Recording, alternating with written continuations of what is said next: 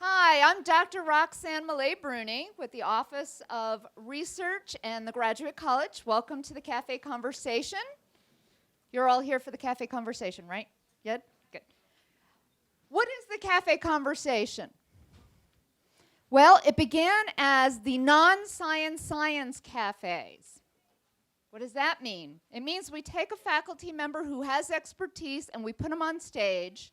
And we say, okay, you think you're going to be talking about dark matter like last week, but sure enough, we're going to get into black holes, and then we're going to be talking about the physics of Star Trek. It is not a lecture. It is a discussion, which means that you as the audience have the power to interrupt and ask questions and to lead the direction. And in order to reward you, what have we done? We have caffeinated you. We also have these wonderful t-shirts. If you ask a question and we still have a t-shirt in your size, you will notice that you will be bombarded by one of these. Yes, we throw them across the room.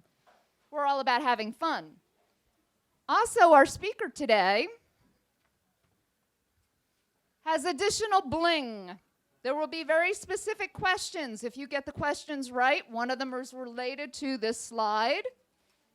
Hint, hint, you will get bling. I don't normally do this, but I want to call out a few individuals who help. Dr. Sarah Wyatt, co-founder and also the coordinator for the Science Cafe and the Cafe Conversations. She is here on loan from NASA right now. She's getting ready for her Petri dishes to go up in space, so thank you for coming. Lori Bauer, Head of Communications for the College of Arts and Sciences. She's looking away, but she's right there, the blonde right there. And then, of course, we have Kevin Price behind the camera. So thank you to everybody. And also this week we have Elle from the front room. Thank you very much for setting up the speakers, which are working this week. So yay. So at this point, I want to introduce our speaker, Dr. Jeff DeBelko. And he is going to be talking about the environment, and what does security have to do with it? At this point, I'm going to allow him to introduce himself with a caveat. Let him speak for a while, but when you guys have questions, what do? Ask questions, and what do? Throw stuff at you. Good, we got it. Thank you very much, Rox. I promise not to throw the water bottles at you. I will hand them to you if you get the right answer. Thank you, Rox, very much. This is a terrific opportunity to talk to a whole bunch of you, obviously. Thank you for coming out. About something that literally since I was kind of sitting where you guys are now has fascinated me with the kind of basic question, environment, security, what do these things have to do with one another? I hope after our little conversation today you'll have well, we may be a little mile wide and inch deep, but a sense of a whole bunch of different ways that it might be together. You may think that those connections are strong. You may think they're weak. You may think it's a good idea to put them together. You may think it's a horrible idea to put them together. You will have company kind of no matter where you fall on that spectrum, because lots of different views on these sets of topics. And it has been challenge to wrap one's arms around it, and that will be a challenge for us today, but we'll make a go of it. I reiterate Rox's admonition to jump into the conversation so we can take it where you want to go. As she pointed out, take a look at this image. I won't ask you now where it is, but I'll ask you later, and we'll see how well you do in terms of bringing that geography. I'll give you another slide of the same place to give you I'll give you a hint. So today what we want to do is talk about some different ways that our environment and security are seen as connecting. So what we got to do, we got to start with what do we mean when we say environment? And so here is the first opportunity for participation. What do you think of when we say word environment? There are a whole bunch of different departments on campus that have very different visions of this. Yeah. Climate, natural resources. Excellent. Back in there. Say it a little louder.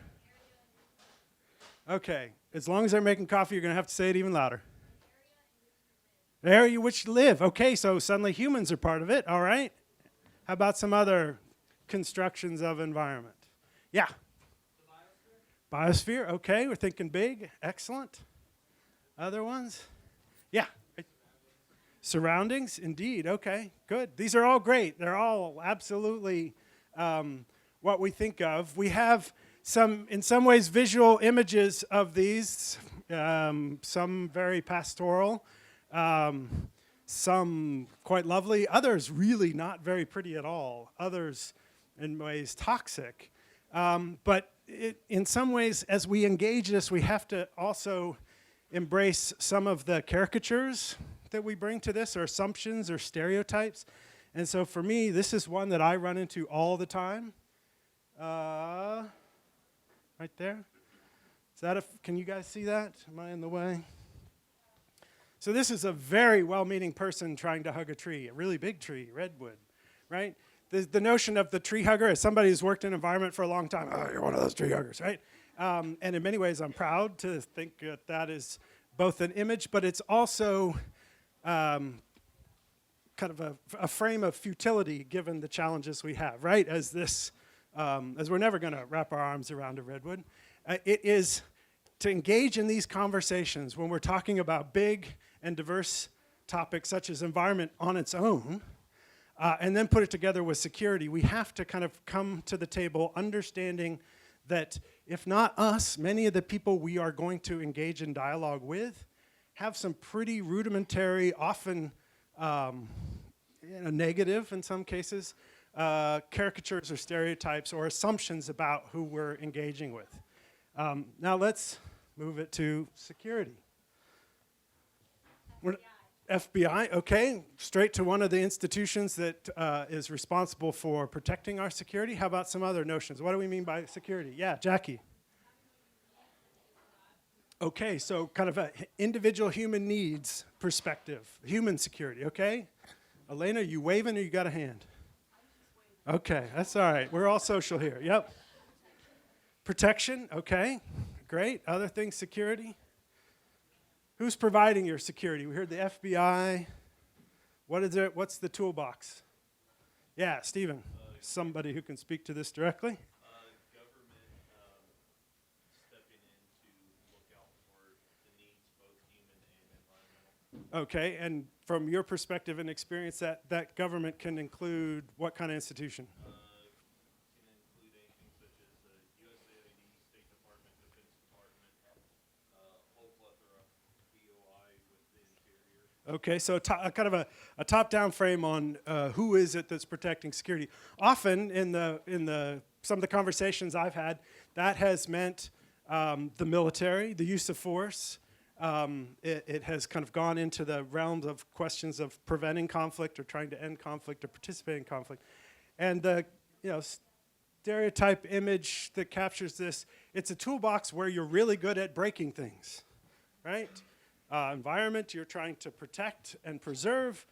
Security, at times, in some ways, if you fail to protect your security, can be one of the tools that is used to ensure it. And this is, of course, topical in very unfortunate ways, that this is part of what is our security environment. I should say most of my background and focusing on this has been in the international realm. I have the good fortune now, I didn't do my assignment, Roz, I didn't introduce myself. I have the good fortune now of being a professor at the Voinovich School of Leadership and Public Affairs. I direct the Environmental Studies program. I grew up here in Athens, but I've just come back for 2 years. So before that, I've been in DC for 20-odd years, last 15 of which was at a place called the Woodrow Wilson Center. I'll tell you a little bit about here shortly. Working in this policy environment. So how did I get into this, and where did these stories come from?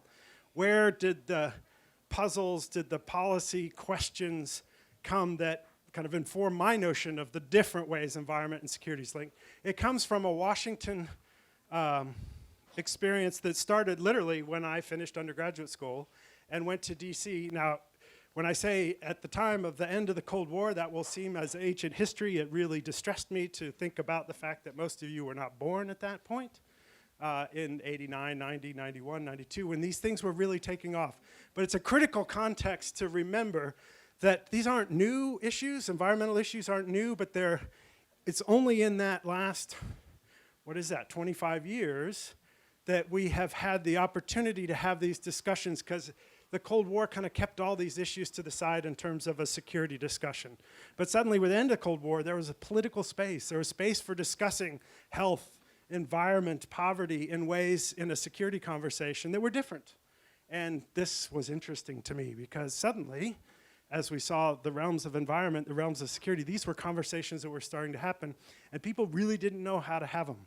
Because on the one hand, you had the security people thinking about the guy trying to hug the tree, and you had the environmental folks saying, doesn't the military just blow things up? What would that have to do with protecting the environment? So it's in that realm then, we want to talk about the myriad manifestations, the different ways that these are being put together, the realm of the environment, the realm of the security. They're often framed as threats, and we'll talk about the threat perception of these links. But they're also a neglected area, an area that we're focusing on. A number of students here working with me and other folks on campus looking at the opportunities that our very environmental interdependence present to try to address some of the security issues proactively in a peace-building frame. So we'll talk about those.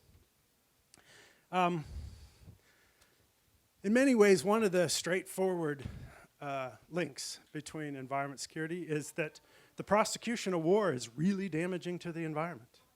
And this was an important frame. This is even older history, so this is when I was born. This is the Vietnam War and the use of Agent Orange defoliants in Southeast Asia in the Vietnam War that devastated the environment, also had really negative human impacts of the pesticides and herbicides on humans. But it's important to start with this and understand that there are some really negative links between environment and the tools that we often use in the security realm. It's not been an area that I've focused a lot on, but it has been very instrumental in being a foundation for this discussion, and in some ways creating the imperative to move beyond just this set of linkages, to find ways to minimize this, but to avoid it by better understanding the links and how we can try to maximize those opportunities and lower those threats. Okay, here's your first opportunity for a shiny environmental studies program water bottle. Who can tell me what we're looking at? And students who've seen this slide in my class before are not eligible. Sorry, table over here. Anybody? Can you see it well enough?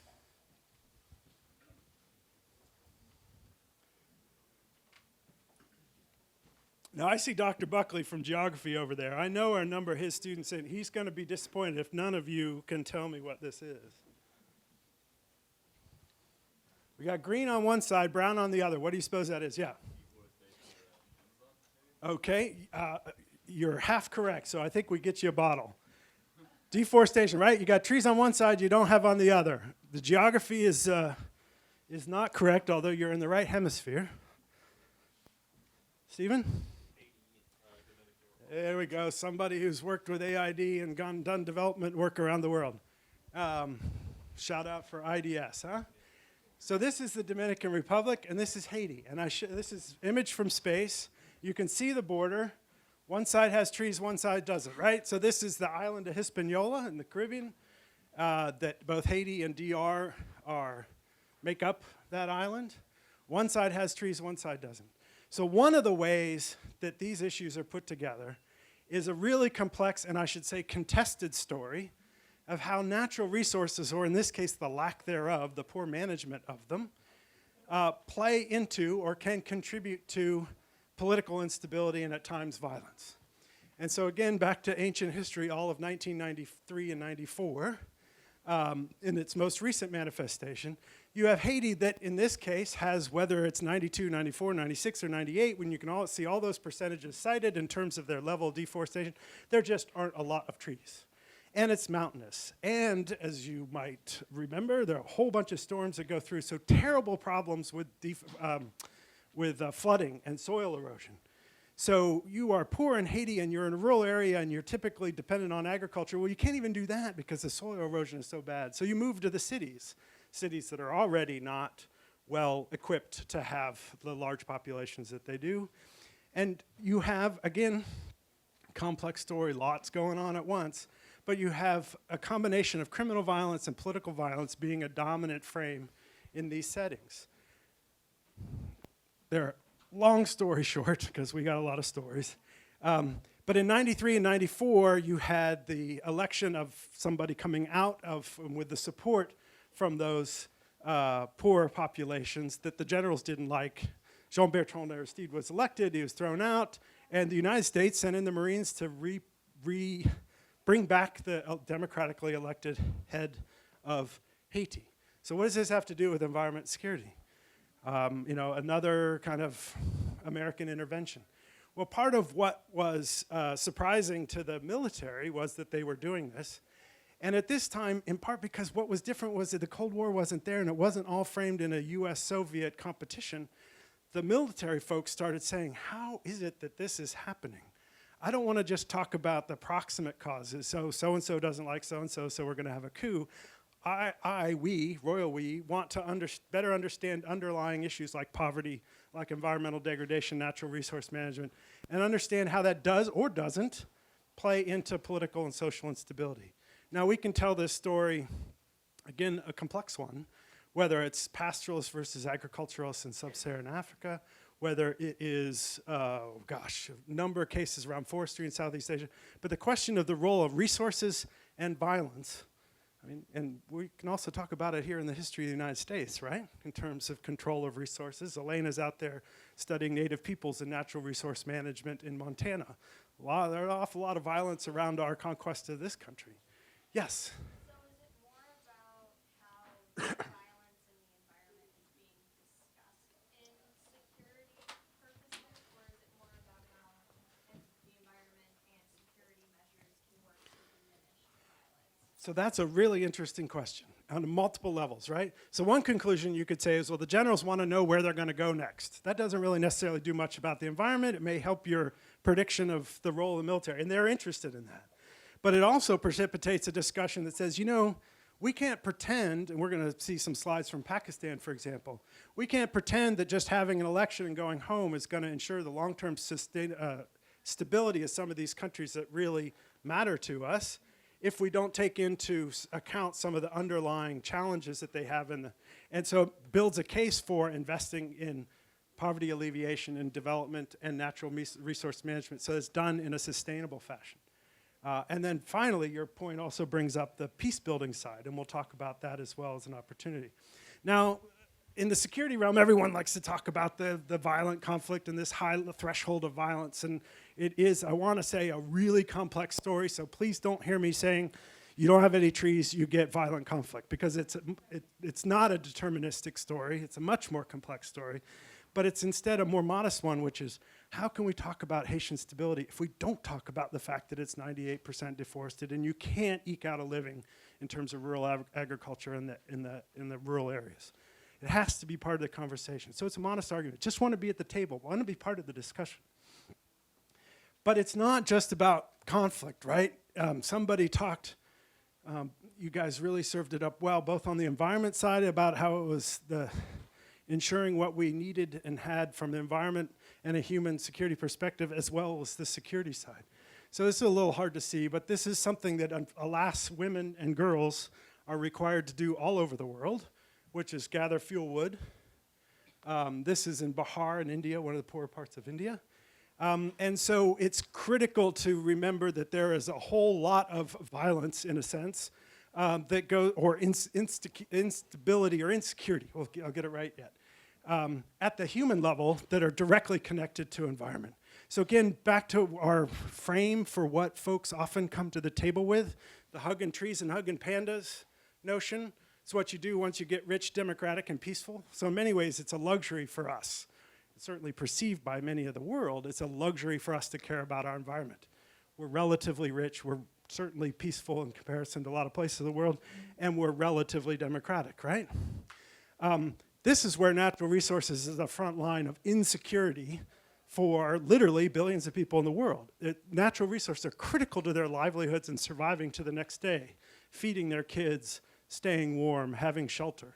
And so in that sense, at the human and individual level, which is another branch of this conversation that took off post 1990 about human security, often held within the UN, not so much, well, to some degree in this country, but the UN and developing country formats, that this was critically important, that natural resources were not luxury items, that was about, do I have a park to walk in or not? It was about daily survival. And unfortunately, the image of women and girls gathering fuel wood around the world is all too often a great indicator. To really jump, in part because there are just so many areas, back to the security folks. So the National Intelligence Council, or the NIC, is essentially the think tank and assessment people within our national intelligence community. So again, if we're thinking traditional security, we're thinking intel, what are the threats that are out there? Somebody mentioned climate change as central to the environment. And that, interestingly, in 1990, that was seen as so slow and so incremental and so far away that these environment and security conversations or environment conflict just kind of said, climate change, that's not part of this discussion. Today, it's about the only part of the discussion, which also presents some problems because it crowds out about a whole bunch of other issues as well. But it's critically important, and here you have what was an assessment of what are the threats facing the US in the future and looking at climate change. And in this case, it was, again, the more nuanced. It's not climate change causes conflict, but it's affecting some of these really important variables that we see as critical to threatened state stability. So how does that look? Well, this is, oh shoot, I put the name of it up there. That was going to be quiz number 2 for your water bottle. This is 2010, the severe flooding in Pakistan. In some ways, you know, that could be New Orleans, right, Katrina? Let me show you how much of the country. There we go. This is going to be a little hard to see. Pakistan in the middle. Let's find our legend there. The light blue is moderately affected districts. The blue is severely affected districts. So that's huge portions of a really big country, a really populous country, a country that has severe stability questions, also happens to have nuclear weapons, also happens to have a very tense relationship on the Indian border, playing a really big role in Afghanistan that not always productive, perhaps. These are floods that, sure, they've had floods before, but there is an awful lot of concern that the frequency and intensity of those storms is only going to get worse, and climate change is going to be a big part of that. How does that connect to the security discussion? Well, we collectively are spending billions of dollars to try to find ways to stabilize that country. Again, really complex set of issues at hand. I would say, unless you understand this, you are really only you're kind of playing at the margins. So all these kinds of investments we may be making, unless you understand that they are going to have their agriculture hit on a regular basis and wiped out, how are the people going to feel about their government if this is continuing to happen and they're not taking steps to make their societies more resilient? And build in an appreciation for environment, for the stability and the security of Pakistan, which is highly influential to our security. These are discussions we have to have, and climate change is a big part of putting that out there.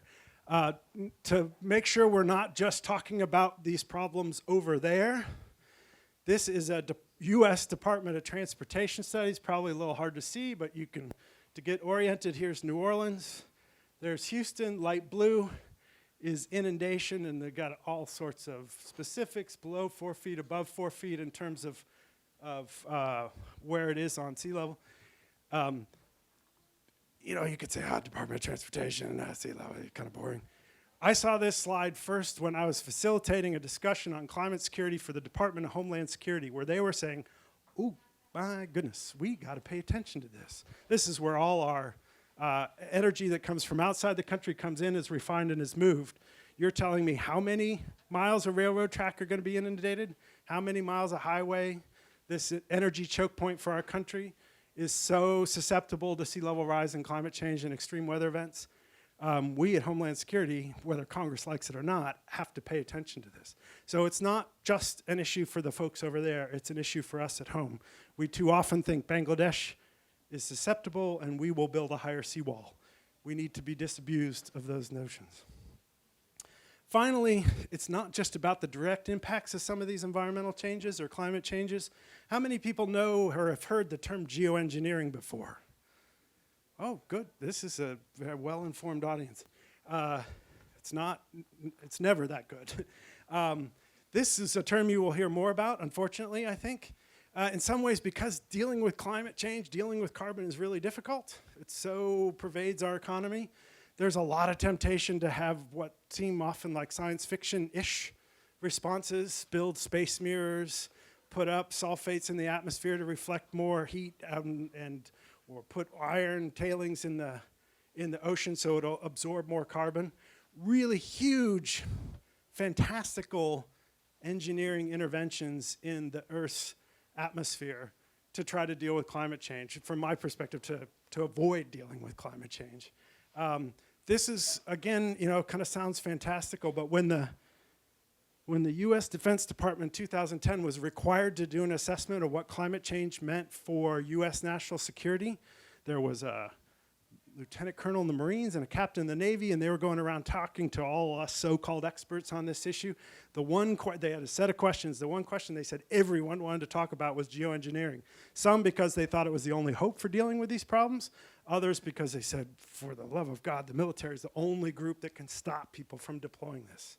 So you have to be ready to interdict the country or even the kind of eccentric billionaire who wants to go try this.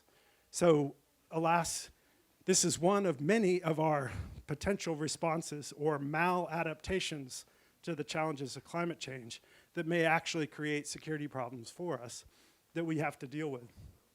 Stuff that, unfortunately, I think will be more and more tempting as we face the challenges of actually dealing with climate change. So that was a lot of threats, right? And I'm often asked, how is it that you show up to work with such a depressing topic? Why would you possibly want to do this? Maintain hope, and in part some of that comes from there are actually a lot of opportunities, things that these two groups, the environment and security and the different toolboxes they have, that can actually help one another, or some of the logics of one can help achieve the other. We talked about some of the very real threats and the very ways that that is not the whole story, but often it's assumed that these things can't be seen in a potentially productive set of linkages, and so I want to highlight a few. Some of them are really modest. Right, so on the left there, it's really hard to see, but it's an open sewer in the West Bank. And it turns out, surprise, surprise, if you don't treat your sewage, all the kids get sick. Doesn't matter whether you carry Israeli nationality or Palestinian. Everybody gets sick if the shared watershed is polluted by human sewage. Fairly straightforward. That could be a real additional source of irritation between the two peoples, and in some cases it is, but there's a NGO that's literally co-directed by Israelis, Palestinians, and Jordanians called Friends of the Earth Middle East.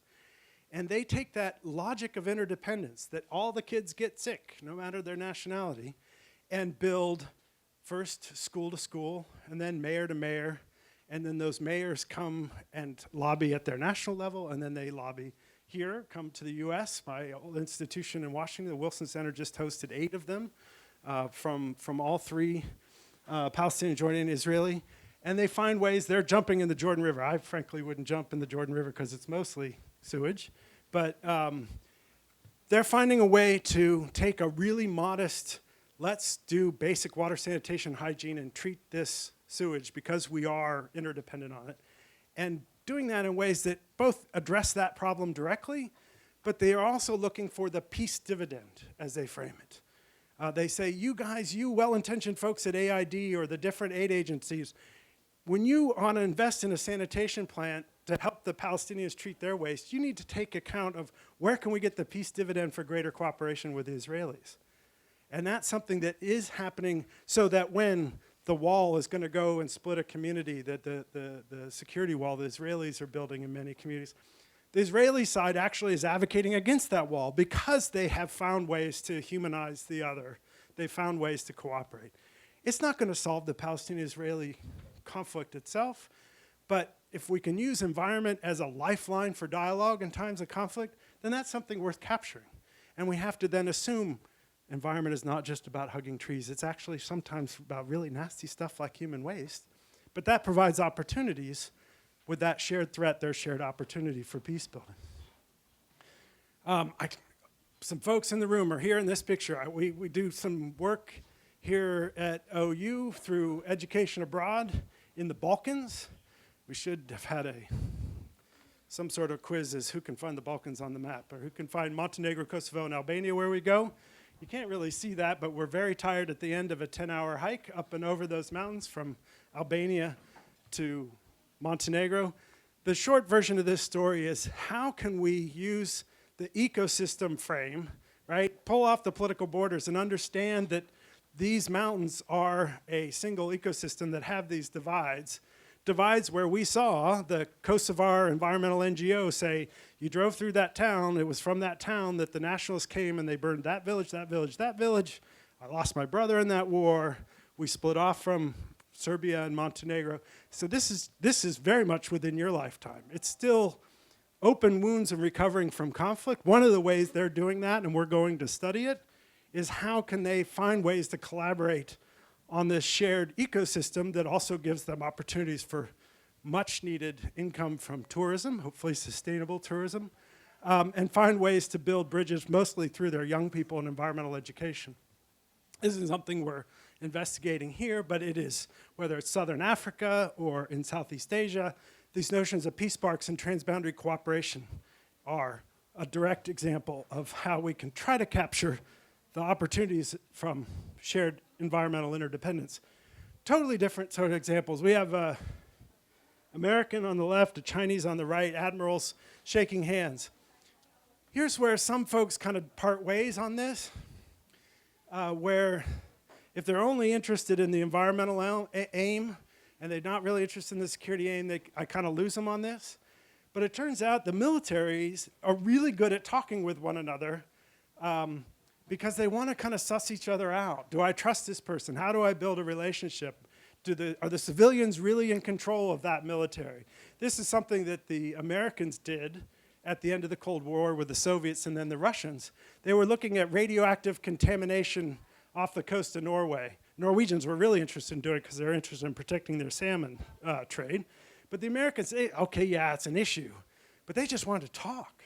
And so in this way, environment sometimes is not what is contested, is not the issue that people are fighting over. It's that it actually is perceived as somewhat marginal to those security questions and to these actors that gives them the opportunity to talk. And in this way, because we need these guys talking, right? We don't need them kind of flying, buzzing each other in planes or boats, which is what they've been doing more recently. Using this as a means for those populations to talk, I think is really productive and actually going on much more than you might imagine. It's also, though, and this is a bit of a, not the environmental peace building example, but I hasten to add that in the case of the US, as we know, it's a really big outfit, the military, spending a lot of money. For the longest time, taking environment or energy considerations, they were seen as a zero-sum game, right? A win for me is a loss for you. So if you tell me I have to protect this environment, I can't train, so it's undercutting my ability to do the training and execute my military mission. That has switched, particularly on energy. It switched when they realized and started calculating how many people were getting killed or injured on fuel or water resupplies in Iraq and Afghanistan. Turned out it was like 1 in 25 had somebody getting hurt. And then it was in a context that really mattered and could be understood in security terms. And suddenly it was not a problem to ask about the energy efficiency of the vehicles or whether it was really a good idea to use diesel generators to air-conditioned deserts in the desert, right? So that's the kind of in the field. This is, remember the branch that fell on a power line here in Ohio a couple years ago and knocked out power in most of the Northeast? Military didn't like that at all. They said, we are susceptible to this big grid. Are you kidding? Suddenly, wind power and solar power were great. We want to get off the grid. We want to have redundant systems. We want to have alternative systems to the big grid. And so, you know, is this going to solve the climate problem? Of course not. Do they buy an awful lot of solar panels? Yeah. Do they demonstrate that even with the highest stakes, right, U.S. national security at stake, that you can use these energy sources and they can be reliable and something that is worth doing? And flipping the meme on this is a kind of, again, just what those tree huggers are paying attention to? Absolutely. If these folks can do it, we can all do it. Almost finished, I promise. Here's another image of that first location, right? So it was elephants and makuros, the dugout wooden canoes. This is a picture of two people who are water experts. On the right is Anthony Turton from South Africa. On the left is Juan Pinheiro from Angola. So they are both water people. They are both also former colonels in their respective militaries who in this very region during the apartheid era were shooting at each other. So they have experienced in this area the importance of the resources, and they've seen now the fact that this river, which I'm not going to name because hopefully someone will guess, runs from Angola through Namibia and into Botswana as a source for cooperation around transboundary water. There are 276 rivers that are shared by 2 or more countries in the world. We're a highly interdependent world in terms of water. And that is often seen as a threat, but in fact, if we look and do the research, it's often a source of cooperation. Water is so imperative and frankly so inefficient to go and invade and pick up and take home that this is a real opportunity that these literally former warriors on both sides see as an imperative to bring their countries together. So anybody have a guess as to where we are to get yourself a water bottle? I gave you Angola, Botswana, and Namibia, right? So I told you which countries. It's one of the only rivers that disappears into a desert, doesn't flow into a sea or an ocean. Oh my goodness, people, this is one of the most magical places in the world. Yeah, okay. Zimbabwe, no, you're in the neighborhood, Stephen. Yeah, you were just in the neighborhood, but I'll give you one anyway. Stephen was in Kinshasa and DRC this last year. Oh, sorry, Okavango River in Botswana. Yeah, I'm telling you, anybody offers you an opportunity to go there, drop everything and do it. Okay, finally, what do you think? Disaster or progress? Why would I put this up?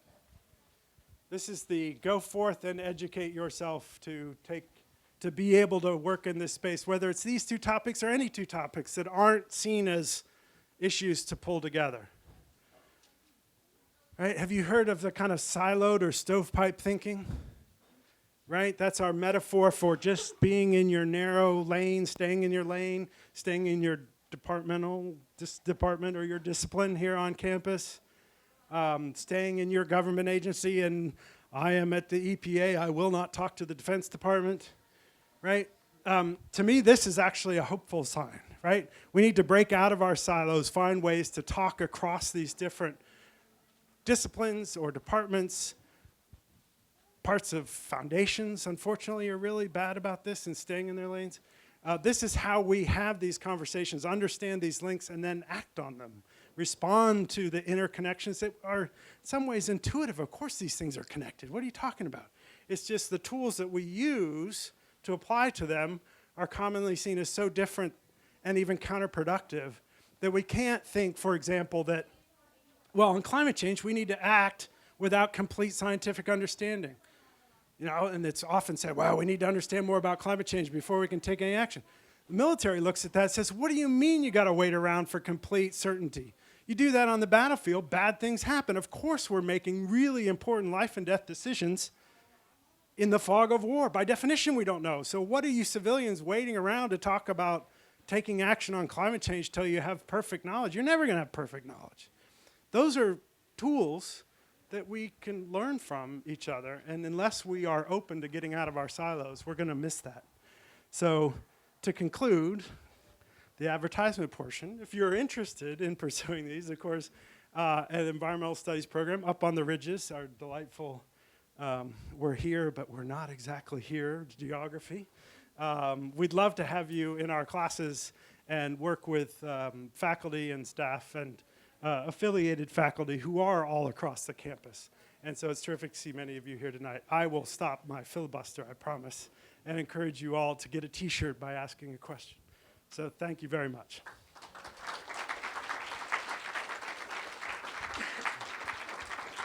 I guess I also have one water bottle too. Question, please. Yeah. Nick?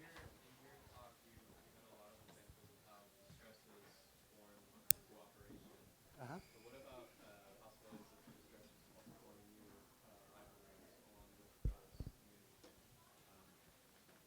Yeah. So Nick points out that had a lot of examples of how that interdependence may beget, especially if you work at it, some cooperation. But what about how that can create new rivalries?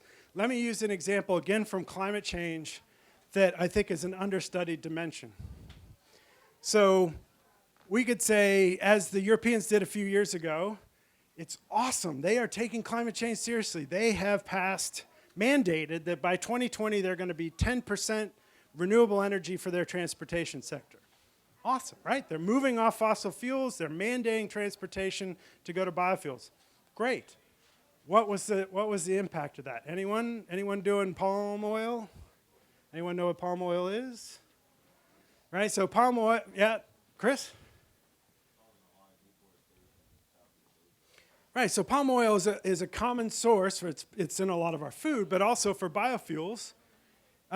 This climate-friendly intervention meant accelerated deforestation in places like Malaysia and Indonesia, increased social conflict where the approach was often cut the trees first, pay off the locally negatively affected community later, right? So dispossessing land and where there's unclear land tenure. And so, yeah, I think there are ways that if we don't really think through how we respond to climate change, then we can create some new divisions. You know, it's great. Hydropower is much less carbon, well, you know, doesn't have that carbon intensity. Big dams displaced 40 to 80 million people in the second half of the 20th century. That's not end of the gun violence, but that's a structural violence we need to be aware of, right? Solar power takes a lot of land. Who owns that land? Who's getting pushed off? The green economy, those windmills have all sorts of those same critical minerals and elements in it that are mined and all the kind of negative externalities that come from mining. We got to go into this stuff with our eyes open so that we can take the right steps on climate change. But I'm going on too much. Yeah.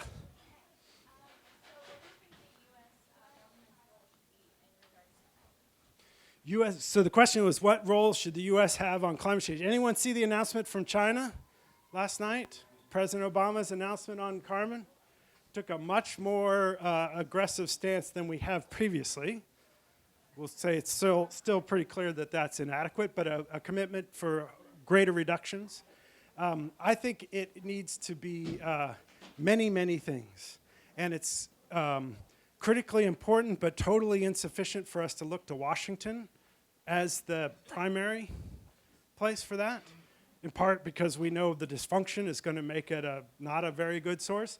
But I mean, think about the history of American, we'll bring Dr. Buckley up here to give us a history lesson, how we made environmental progress in this country. It was local and state level innovation leadership and being driven by needs in specific places.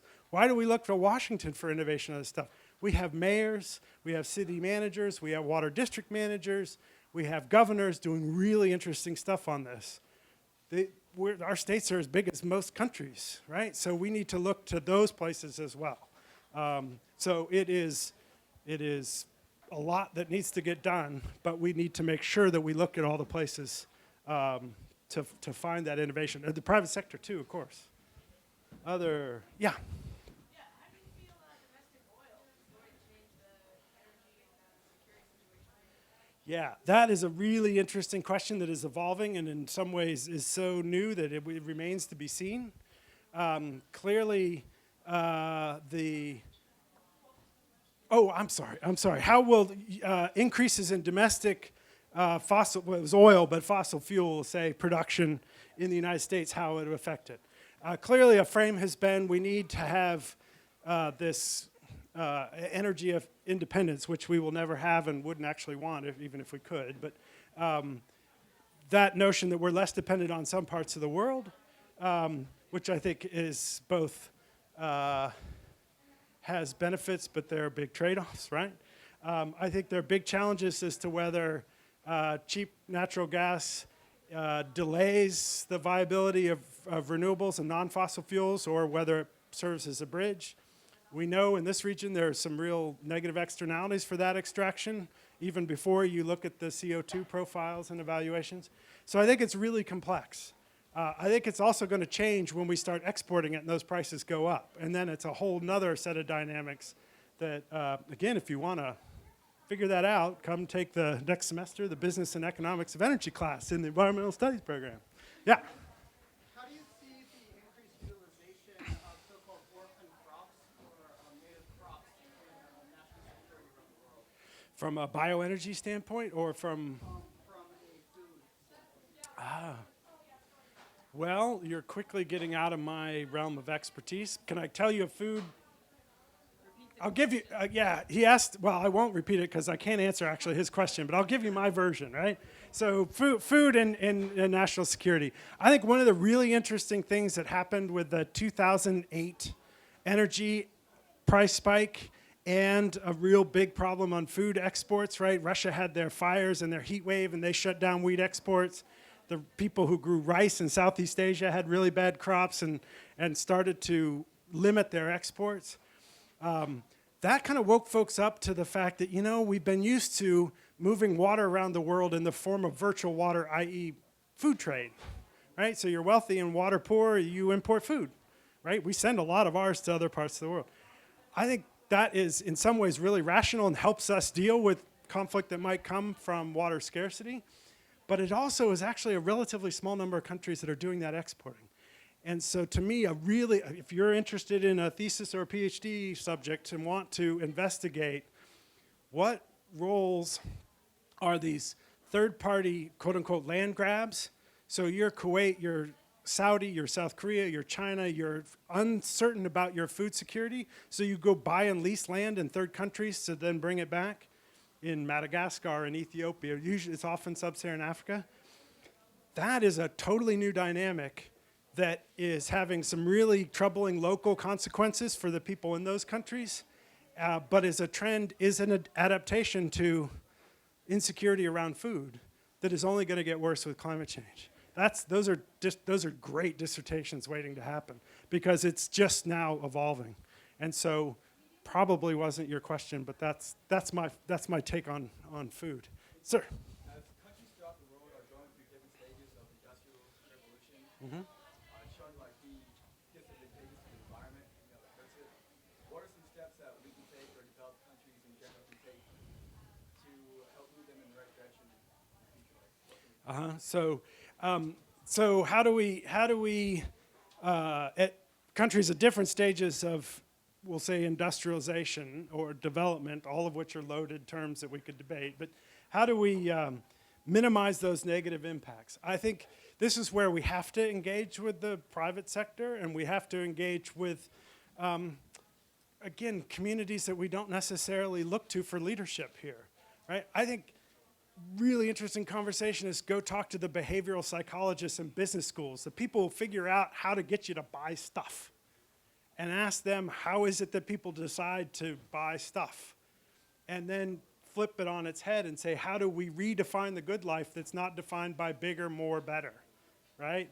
So how do we understand that a less consumptive, less material input frame on how we consume, how we live, that extends to what that means in terms of industrialization and development, that is then becomes part of a conversation. Because right now it's not a conversation, right? Bigger is still better for the most part. So I think we need to look to some of these other communities to have that discussion. Then we need to walk the walk ourselves. We can't just say, oh, don't do as we did, right? And don't make those same mistakes. I have a question here. In your opinion, what would lead to more security, either with the energy we produce, sending it across the country or across the world, or keeping it like nationalized? I think the best would be finding a way to keep it in the ground and find other ways to to do it, which has always struck me as the kind of drill baby drill is really an anti-security perspective, right? I mean, if we're going to say at some juncture these fossil fuel resources are going to be scarce, wouldn't the logic be let's use all the Saudis first and keep ours in reserve, right? Why would we want to get rid of all of ours, right? That didn't go over very well with my conservative friends, but it's a really complicated question because I think there are you can see some benefits to not being dependent on all these other sources and what that dependence has produced in terms of some of our adventures overseas and whom that has empowered and the kind of deals that we made with some of those governments to ensure that flow. Thinking of women's rights and democracy and a few of those things with some of our partners. But it's also, I think, fair to say that there are real downsides to us producing it all ourselves. And so I'd rather have the conversation here about how do we find ways to use less of that and understand that we're not just going to say no and not do it, right? I mean, don't hear me as saying, well, we just need to keep it all on the ground. These resources are going to be used when and how and in what form and for what is critically important, as well as how well we regulate it or don't regulate it, how much we tax it or don't tax it, for what purposes, so that we can create incentives that may change the boom and bust kind of insanity roller coaster ride that we're on now. There's another hand. Steve, did you have a question? Yeah, how do you see the privatization of natural mineral and natural resource extraction and usage affecting environmental security? We've had the Three Gorges Dam to produce more electricity in China. The idea of stranding in the Congo, shipping most of the power to South Africa, these private entities basically dictating how the environment's controlled instead of the government. Steve asks a really hard question, especially as it's the last one I see, about the role of privatization, control of resources in terms of minerals and such, but he also used hydro examples.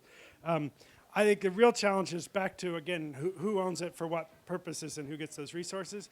I would say if we want to, on some of that, moving electricity across borders, if we want to find a positive story there, I think this notion of looking at a river basin and saying we're not going to argue over who has the right to this much water versus that, and need to move to, well, what is it we're using water for? Irrigation, energy generation, flood control, all sorts of different reasons.